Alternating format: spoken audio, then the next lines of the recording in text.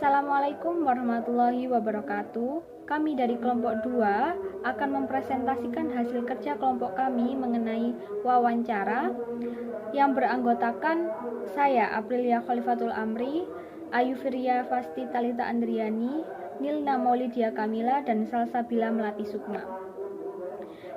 Di sini saya akan membahas pengertian dari wawancara.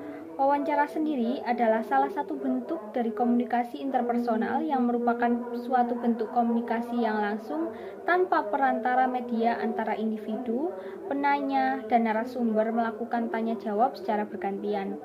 Wawancara merupakan suatu proses komunikasi diodik dengan tujuan yang serius dan dirancang untuk pertukaran perilaku yang melibatkan proses tanya jawab. Diodik adalah bahwa interview atau wawancara merupakan interaksi antara dua pihak, tidak lebih dari dua pihak yang interview atau interviewer. Wawancara merupakan salah satu cara untuk melakukan asesmen yang mempunyai beberapa ciri, yaitu yang pertama, mempunyai tujuan yang jelas. Kemudian, wawancara mengarahkan interaksi dan memilih isi pembicaraan. Tidak ada pertanyaan yang bersifat timbal balik. Kemudian, perilaku pewawancara direncanakan dan diatur. Yang terakhir, wawancara secara formal direncanakan dalam suatu pertemuan. Adapun beberapa tahap-tahap dari wawancara. Yang pertama, opening atau pembuka, di mana ada dua tahapan dalam pembuka, yaitu raport merupakan suatu proses yang menciptakan kepercayaan antara interviewer dan interview. Pada tahap ini biasanya dimulai dari perkenalan diri. Contoh, selamat pagi, perkenalkan saya Aprilia Khalifatul Amri, seperti itu. Kemudian yang kedua ada orientasi. Orientasi ini merupakan tahapan penjelasan tujuan dan proses wawancara, tanggung jawab organisasi, sampai dengan alasan mengapa interview terpilih. Yang kedua ada body atau inti. Interview memulai memberikan pertanyaan yang ringan terlebih dahulu hingga kompleks. Pertanyaan yang diberikan merupakan pertanyaan yang telah disusun sebelumnya. Harus dipastikan pertanyaan tidak menyudutkan dan tidak memberatkan si interview. Interview mencatat hal yang penting. Kemudian, tahap yang terakhir yaitu closing atau penutup. Penutup ini dilakukan untuk mengakhiri wawancara setelah mendapatkan semua jawaban dari pertanyaan. Untuk selanjutnya, ada pun beberapa bentuk wawancara. Yang pertama ada information giving untuk menyampaikan informasi, kemudian ada information gathering untuk mendapatkan atau mengumpulkan informasi. Yang ketiga seleksi, kemudian yang keempat wawancara untuk masalah perilaku pada interviewnya. Kemudian yang kelima problem yang ada pada interview. Yang keenam, problem solving, adanya sharing secara timbal balik. Yang terakhir ada persuasi. Selanjutnya, saya akan menjelaskan mengenai jenis-jenis wawancara. Jenis-jenis wawancara ini dibagi menurut prosedur dan menurut sasaran penjawab. Pada menurut prosedur, ada wawancara terpimpin yang merupakan wawancara yang menggunakan panduan pokok-pokok masalah yang akan diteliti. Pada wawancara ini ada kelebihan dan kekurangannya. Kelebihan yang pertama yaitu pertanyaan yang seragam akan memudahkan penelitian untuk membandingkan jawaban dan diambil kesimpulan. Yang kedua, penyelesaian masalah akan lebih mudah diselesaikan. Yang ketiga, memungkinkan analisa kuantitatif di samping kualitatif. Yang keempat, kesimpulan yang diambil lebih reliable. Sedangkan kelemahan dari wawancara terpimpin ini yaitu yang pertama, jika pembawaan suasana wawancara terlalu formal, maka wawancara akan terlihat sangat kaku. Yang kedua, akan terlalu terpacu dengan pertanyaan yang telah disusun. Selain wawancara terpimpin, ada pula wawancara tidak terpimpin, di mana wawancara ini tidak menyusun pertanyaan terlebih dahulu seperti wawancara terpimpin. Pertanyaan yang disampaikan mengalir begitu saja dan tetap pada pokok-pokok persoalan pada penelitian.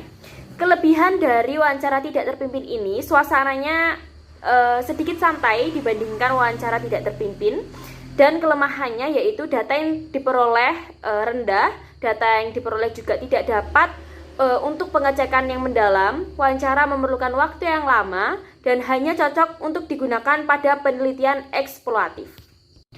Selanjutnya ada pula wawancara bebas terpimpin, di mana wawancara ini merupakan gabungan dari wawancara bebas dan wawancara terpimpin. Pewawancara sebelumnya membuat panduan pokok-pokok wawancara, kemudian saat melakukan wawancara mengikuti situasi.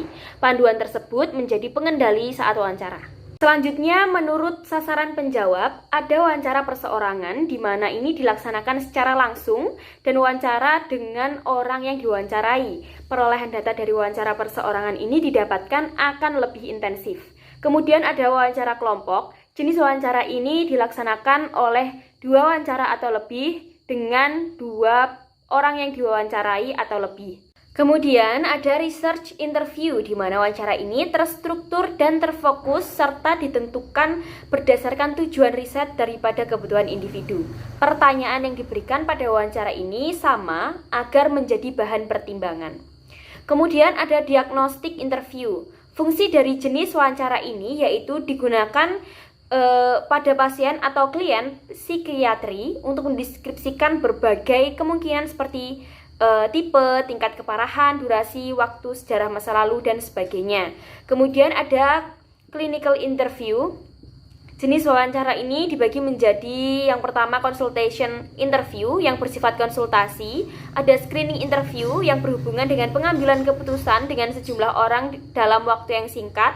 Kemudian ada pre-testing interview yang berfungsi untuk membina rapor dengan klien sebelum pelaksanaan tes mulai.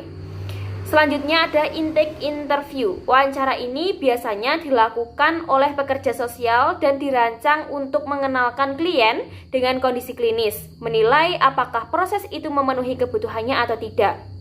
Wawancara ini berfokus pada keinginan klien, motivasi mengikuti treatment, dan harapan klien. Baik, saya Ayu Firyafasti dari Traandriani akan menjelaskan materi selanjutnya, yaitu tentang topik yang akan dipilih oleh kelompok 2. Topik yang akan dipilih oleh kelompok 2 ialah topik motivasi belajar. Motivasi belajar merupakan seluruh daya penggerak baik dari dalam diri maupun dari luar untuk menciptakan usaha agar menyiapkan kondisi-kondisi tertentu yang menjamin dan memberikan tujuan pada kegiatan belajar. Motivasi belajar siswa sangatlah penting untuk mencapai tujuan siswa dalam proses pembelajaran.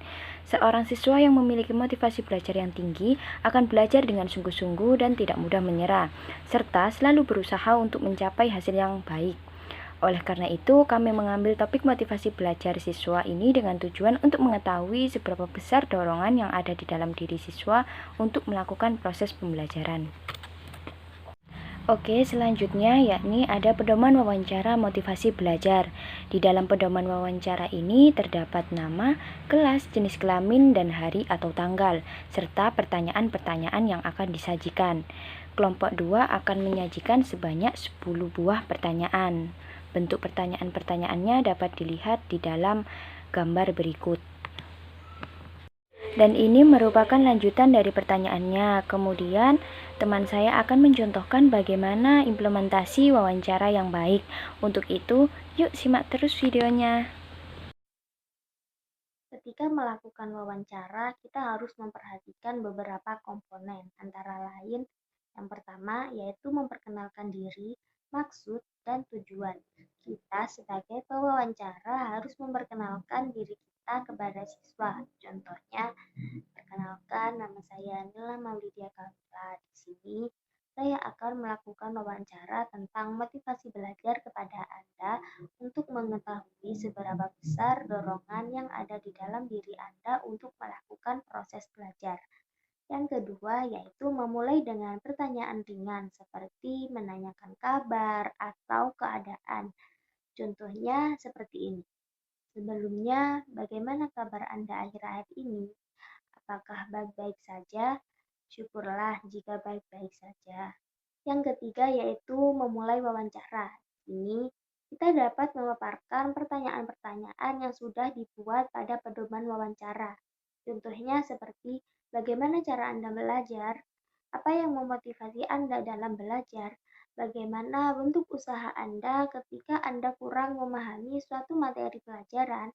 Perlu diingat bahwa setiap jawaban yang telah dipaparkan oleh siswa harus dicatat atau bahkan direkam guna menghindari penambahan atau pengurangan jawaban. Dan yang terakhir yakni penutup. Di dalam penutup ini, kita dapat mengucapkan terima kasih kepada siswa yang telah bersedia untuk kita wawancarai. Contohnya seperti, baik, mungkin itu saja pertanyaan yang saya paparkan. Saya ucapkan terima kasih kepada Anda karena sudah bersedia untuk melakukan wawancara bersama saya. Semoga hari-hari Anda menyenangkan. Sampai jumpa. Nah, berikut tadi merupakan contoh implementasi dari wawancara. Sekian presentasi dari kelompok kami. Mohon maaf apabila ada salah kata. Terima kasih. Wassalamualaikum warahmatullahi wabarakatuh. Ketika melakukan wawancara, kita harus memperhatikan beberapa komponen, antara lain yang pertama yaitu memperkenalkan diri, maksud, dan tujuan. Kita sebagai pewawancara harus memperkenalkan diri kita kepada siswa. Contohnya, perkenalkan, nama saya Nila Maulidia Kamila. Di sini saya akan melakukan wawancara tentang motivasi belajar kepada Anda untuk mengetahui seberapa besar dorongan yang ada di dalam diri Anda untuk melakukan proses belajar. Yang kedua yaitu memulai dengan pertanyaan ringan seperti menanyakan kabar atau keadaan. Contohnya seperti ini. Sebelumnya, bagaimana kabar Anda akhir-akhir ini? Apakah baik-baik saja? Syukurlah jika baik-baik saja. Yang ketiga yaitu memulai wawancara. Ini kita dapat memaparkan pertanyaan-pertanyaan yang sudah dibuat pada pedoman wawancara. Contohnya seperti, bagaimana cara Anda belajar? Apa yang memotivasi Anda dalam belajar? Bagaimana bentuk usaha Anda ketika Anda kurang memahami suatu materi pelajaran? Perlu diingat bahwa setiap jawaban yang telah dipaparkan oleh siswa harus dicatat atau bahkan direkam guna menghindari penambahan atau pengurangan jawaban. Dan yang terakhir yakni penutup. Di dalam penutup ini, kita dapat mengucapkan terima kasih kepada siswa yang telah bersedia untuk kita wawancarai. Contohnya seperti, baik, mungkin itu saja pertanyaan yang saya paparkan. Saya ucapkan terima kasih kepada Anda karena sudah bersedia untuk melakukan wawancara bersama saya. Semoga hari-hari Anda menyenangkan. Sampai jumpa. Nah, berikut tadi merupakan contoh implementasi dari wawancara. Sekian presentasi dari kelompok kami. Mohon maaf apabila ada salah kata. Terima kasih. Wassalamualaikum warahmatullahi wabarakatuh.